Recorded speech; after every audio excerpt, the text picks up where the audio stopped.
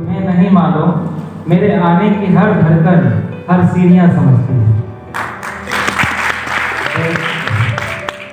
ये जो सीढ़ी है, उस सीढ़ी पर मैं कैसे आगे बढ़ा और यहाँ तक आया और आगे भी बढ़ने वाला हूँ। तो इस सीढ़ी को समझने की ज़रूरत है और जागरूकता इसी से आनी है।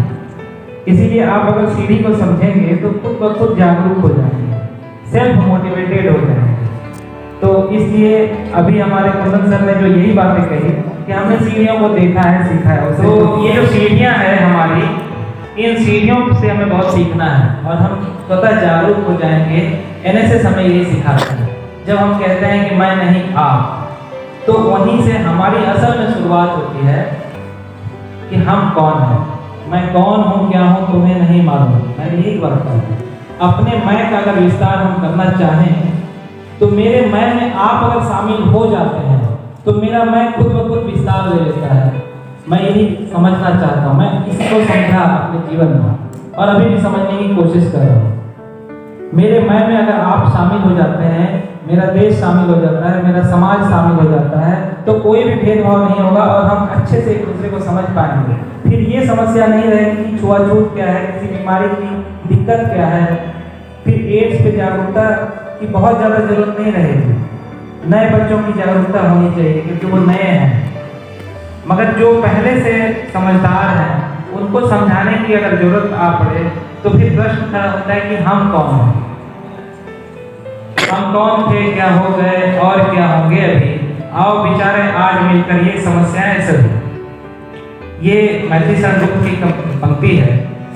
तो हम अपने को समझें तो जाहिर है हम एनएसएस का वो हर काम कर देंगे जिससे कि एनएसएस हमसे आग्रह करता है, जो अपेक्षा करता है।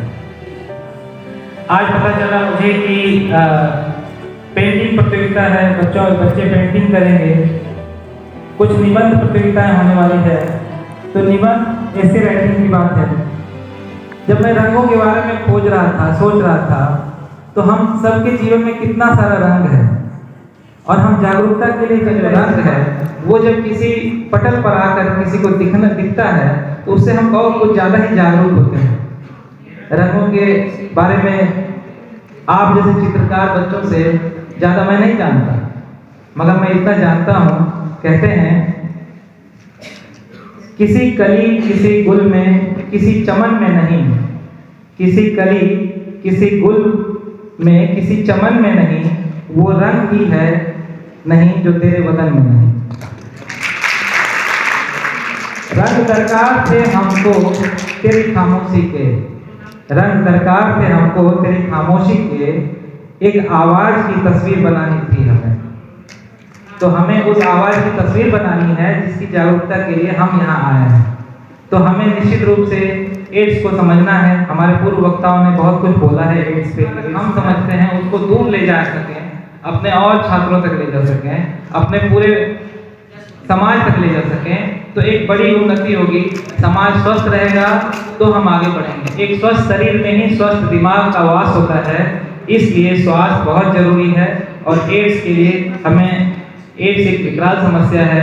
हमने देखा कि आज भ्रांतियों के दौर में, विज्ञान के युग में भी भ्रांतियां हैं और उस भ्रांति को दूर करने के लिए हमारे साथ वैसे बच्चों की जरूरत है जो कि सेवा में लिए आए हैं। तो ये सबसे बड़ी बात है। इसके लिए मैं अपने वॉलंटियर्स का, अपने बच्चों का, अपने पूरे विश्वविद्यालय परिवार का स्वागत करता हूँ। ऐसे कार्यक्रम के लिए उनको साधुवाद देता हूँ। बहुत बहुत धन्यवाद, थैंक यू।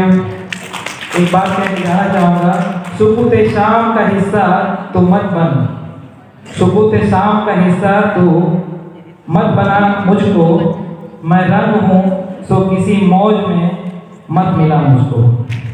Thank you.